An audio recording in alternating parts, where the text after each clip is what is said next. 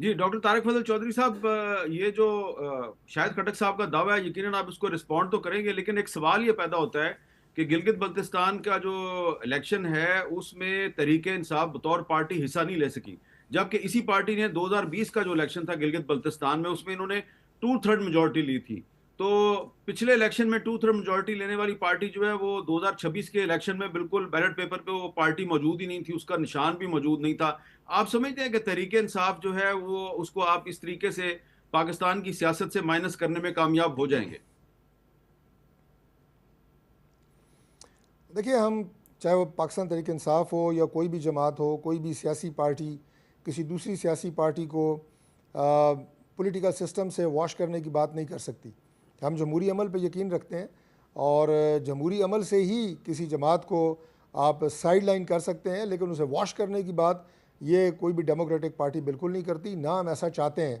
باقی کیا وجوہات تھیں اور آزاد جموں و کشمیر میں کیا حالات تھے جن کی بنیاد کے اوپر جو وہ کہہ رہے ہیں کہ ہمارے پاس نشان نہیں تھا یا ہم ایک آزاد امیدوار کی حیثیت سے لڑے، وہ وہاں پہ اپنے ان کی انڈیپینڈنٹ الیکشن کمیشن ہے، ان کے فیصلے ہیں، لیکن ان کی تمام لیڈرشپ وہاں پہ گئی ہے۔ وہاں پہ باقاعدہ میں نے خود ان کی فوٹیجز دیکھی ہیں، خاص طور پہ ان کی چیئرمین جو ہیں بیرسٹر غور صاحب، کئی جلسوں سے انہوں نے خطاب کیے ہیں، باقی ان کے لیڈر گئے ہیں، باقی عوام کا فیصلہ ہے۔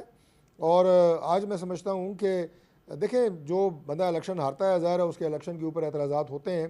یہ تو ایک کوئی غیر معمولی بات نہیں ہے، لیکن بائی اینڈ لارج پورے پاکستان میں آج یہ تسلیم کیا جا رہا ہے کہ گلگت بلتستان کا الیکشن، بے شک ہم اس میں اکثریت نہیں لے سکے، لیکن وہ فری اینڈ فیئر الیکشن تھا، اس میں تمام پارٹیوں کو بالکل موقع دیا گیا، اور فیڈرل گورنمنٹ میں ہماری جماعت کی حکومت ہے اس وقت، لیکن ہم نے وہاں پہ کسی کی آرم ٹوسٹنگ نہیں کی، جس کے نتیجے میں آج پاکستان پیپلز پارٹی وہاں پہ سب سے زیادہ سیٹیں لینے والی جماعت جو ہے وہ بن چکی ہے۔ باقی رفیع اللہ صاحب کے، آغا صاحب کے جو اعتراضات ہیں، مجھے نہیں پتا کہ وہ اس میں سمپل میجورٹی لینے کے خواہش مند تھے یا 2/3 لینے کے خواہش مند تھے، لیکن بہرحال ان کی جماعت کی اکثریت آئی ہے، جیسے میں نے پہلے بھی کہا کہ ہم نے بڑی فراخ دلی کے ساتھ ایکسیپٹ کی ہے ان کی جیت کو، اور انہیں بھی میرا خیال ہے کہ اپنی اس جیت کو سیلیبریٹ کرنا چاہیے، نہ کہ مزید جو ہے وہ اس میں کوئی تانے یا کوسنے دینے چاہیے۔ اگر رفیع اللہ صاحب، یہ جو صورتحال ہے جس میں آپ آزاد کشمیر کا بھی ذکر کر رہے ہیں، تو کیا اب مسلم لیگ نون اور پیپلز پارٹی جو ہے وہ مل کر آزاد کشمیر کی صورتحال کو سنبھالنے میں کامیاب ہو جائیں گے؟ کیونکہ ایسا لگ رہا ہے کہ آپ کی اور ڈاکٹر طارق فضل صاحب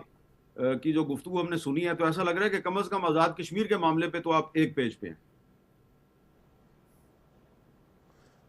میر صاحب، آزاد کشمیر میں الیکشن پہ ہم ایک پیج پہ نہیں ہیں، الیکشن ہم اکٹھے کرنے کے موڈ میں نہیں ہیں۔ ہاں، آزاد کشمیر کے پیس پر، آزاد کشمیر کے امن پر میں سمجھتا ہوں کہ ہر پاکستانی، چاہے وہ پاکستان تحریک انصاف سے ہو، چاہے وہ کسی بھی پولیٹیکل آرگنائزیشن سے ہو، کشمیر ہماری شہرگ ہے، کشمیر ہماری ریڈ لائن ہے، کشمیر ہماری ویکنس ہے، اس کے اوپر ہر پولیٹیکل پارٹی کو، ہر پاکستانی کو اس سازش کو ناکام کرنے میں ساتھ دینا چاہیے، کیونکہ یہ پھر اگین بات ہے، یہ ہماری شہرگ ہے، اور اگر کوئی ہماری شہرگ پر حملہ کر رہا ہے، کوئی اتنی بڑی سازش رچ رہے ہیں، ہاں میں دوبارہ کہوں گا کہ جو ان کی ڈیمانڈز ہیں، جو وہ سیٹوں کی بات کر رہے ہیں، میں ان کے اس فیصلے کو ان کی اس ڈیمانڈ کو غلط نہیں کہہ رہا، لیکن ان کا طریقہ کار غلط ہے۔ یہ ان کی جو ڈیمانڈز ہیں، جو ان کے اصلاحات ہیں، جو ان کی باتیں باخدا سب کی سب صحیح ہیں اور بہت ساری مانی بھی گئی ہیں، لیکن ہر چیز کو اگر آپ نے ختم کرنا ہے تو ہم قانون سے بڑھ کر کوئی نہیں ہے۔ ہاں، ہم آئیں، جب آپ کو عدالتوں نے کہا ہے کہ یہ ایک آئیں، آپ عوام سے ووٹ لیں، ہم بھی آپ کے ساتھ دیں گے، اور ان سارے نکات کے اوپر ہم الیکشن لڑیں گے کہ ہم یہ سارے کام کروا کے دیں گے آپ کو، اور اسی طریقے سے جیسے کہ کشمیر کے عوام کے حق کے اوپر ڈاکہ ڈالا جاتا ہے ان سیٹوں کے اوپر، اس میں کوئی دو رائے نہیں، لیکن طریقہ کار غلط ہے۔ طریقہ کار یہ اس لیے غلط ہے کہ آپ علائے کار بن رہے ہیں ان لوگوں کا جو پاکستان کے دشمن ہیں، جو کشمیر کے دشمن ہیں، جو ادھر مقبوضہ کشمیر کے لوگوں کے اوپر ظلم کر رہے ہیں، ان کا ساتھ دے رہے ہیں آپ۔ اچھا، شاہد خٹک صاحب، جب آزاد کشمیر میں پاکستان تحریک انصاف کی حکومت تھی، زیادہ پرانی بات نہیں ہے، 2022 میں، تو وہاں پر جب یہی جو جوائنٹ عوامی ایکشن کمیٹی ہے، جب اس نے احتجاج کا سلسلہ شروع کیا، تو اس وقت کے جو پرائم منسٹر تھے جن کا تعلق تحریک انصاف سے تھا، وہ ان کے بارے میں یہی کہا کرتے تھے جی ان کا غیر ملکی ایجنڈا ہے. تو پی ٹی آئی بھی کہتی تھی ان کا غیر ملکی ایجنڈا ہے, اور اب جو پیپلز پارٹی کے ہیں فیصل ممتاز راٹھور صاحب, وہ بھی یہی کہتے ہیں جی ان کا غیر ملکی ایجنڈا ہے. آغا رفیع اللہ صاحب بھی کہہ رہے ہیں جی یہ پاکستان کے دشمنوں کے ساتھ ملے ہوئے ہیں. تو آپ انڈورس کرتے ہیں کہ یہ جو آزاد کشمیر میں ہو رہا ہے اس میں غیر ملکی ہاتھ ہے؟ میر صاحب، ہر مسئلے کا حل نہ گولی ہوتی ہے نہ ڈنڈا ہوتی ہے.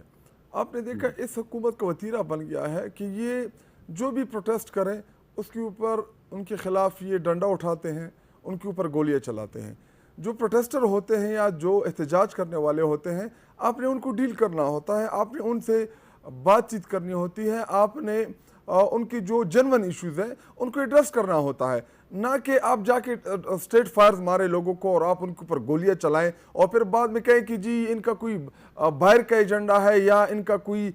جو ہے وہ یہ باہر سے فنڈڈ ہیں. تو یہی لوگ یہیں پہ سرکاری جگہوں عمارتوں میں لیٹے ہوتے ہیں. یہ اسی ایکشن کمیٹی کو اسی حکومت نے ڈیل کیا، انہی کے وہ بجلی کے تھے یا جو کوئی مطالبات تھے، وہ ایگزیکٹ تو طارق فضل چودھری صاحب کو پتہ ہوں گے، وہ سارے مطالبات کے اوپر انہوں نے بات کی اور اسی کمیٹی کے ساتھ انہوں نے 2-3 دفعہ بیٹھنے کی کوشش کی. تو اس وقت یہ ایجنٹ نہ ہوئے اور اب جا کے ایجنٹ ہوئے. دیکھیں یہ غداری کے فتوے جو ہیں یہ جو ہیں وہ جاری کی جائے. ہاں اگر پروٹیسٹر میں کچھ ایسے لوگ ہوں جو پرتشدد پروٹیسٹ کرتے ہیں یا وہ سرکاری املاک کو نقصان پہنچاتے ہیں یا کوئی دوسرا غیر قانونی کام کرتے ہیں، تو وہ اس کے خلاف قانونی جو ایکشن ہے وہ ہونا چاہیے. لیکن یہ نہیں کہ آپ پرومن پروٹیسٹر کے اوپر جا کے اسٹیٹ گولیاں ماریں ان کو اور ان کو اوپر آپ شیل ماریں، ان کو پرووک کریں اور ان میں اپنے لوگ گھسا کے ان کا جو پرومن پروٹیسٹ ہے اس کا پر تشدد کریں. بالکل نہیں ہونا چاہیے. اور یہ پہلی دفعہ نہیں کر رہے ہیں. انہوں نے 26 کو جب ہم ادھر آئے 26 نومبر کو اسی طرح ہمارے اوپر بھی انہوں نے گولیاں چلائی، ہمارے لوگوں کو شہید کیا، حالانکہ ہم پرومن پروٹیسٹر تھے. اسی طرح مریدکے میں بھی انہوں نے لوگوں کے اوپر گولیاں چلائی. دیکھیں پروٹیسٹ ہوتے رہتے ہیں. جمہوریت میں احتجاج جو ہے یہ جمہوریت کا حسن ہے، لیکن آپ اگر احتجاج کا حق ہی لوگوں سے چھین لیں، ایک طرف آپ پیٹرول کی پرائسز جو ہیں وہ 450 روپے پہ لے جائیں اور پھر لوگوں کو جی ان کے اوپر ڈنڈے چلائیں کہ جب احتجاج بھی نہ کریں. تو اگر اس ایکشن کمیٹی کے یا جو کشمیریوں کے جو جنون مطالبات ہیں ان کو مانا جائے، اور کشمیر جو ہے وہ ہمارا شاہراگ ہے، آزاد کشمیر جو ہے وہ کہ عوام جو ہے وہ ہم سے زیادہ محب الوطن ہے، انہوں نے زیادہ ہم سے قربانیاں دی ہیں پاکستان کو بنانے کے لیے. ان کی جب بھی آپ تاریخ اٹھا کے دیکھ لیں کشمیری جو ہیں وہ آپ کو صفحے اول میں ملیں گے. لیکن یہ کہنا کہ جی ان کا کوئی باہر کا ایجنڈا ہے یا یہ، میں بالکل اس بات کو انڈورس نہیں کرتا. ہاں جو پروٹیسٹر ہیں ان کے جو جنون مطالبات ہیں ان کو سننا چاہیے. اچھا ڈاکٹر صاحب، مجھے پتہ ہے آپ نے رسپونڈ کرنا ہے، اور جن لوگوں نے تشدد کا راستہ اختیار کیا میرا خیال ہے کہ انہوں نے جو اپنے جو مطالبات ہیں اس کی حمایت کرنے والوں کے موقف کو کمزور کیا.